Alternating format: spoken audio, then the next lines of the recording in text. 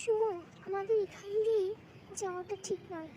তাছাড়া সন্ধে হয়ে আসছে, জঙ্গলের পথ অনেকটা গভীর, রাস্তাটা ছোট হলেও আমাদের মেন রোড দিয়ে যাওয়া উচিত। মা আমাকে আগে থেকেই বলেছিল যে সন্ধ্যের পর যেন জঙ্গলের পথ দিয়ে আমরা না আসি। চলো আমরা ফিরে যাই, আমরা সোজা রাস্তা দিয়ে যাই। তাছাড়া দেখো, সন্ধে হয়ে আসছে, এখান দিয়ে যাওয়াটা আমাদের ঠিক হবে না। তাছাড়া বড়দের কথা আমাদের শোনা উচিত।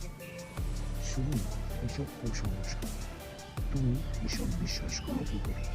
তোমার মতো শিক্ষিত মেয়ে যদি এইসব বিশ্বাস করে, তাহলে বাকিরা কেন? আমার কথাটা শোনো।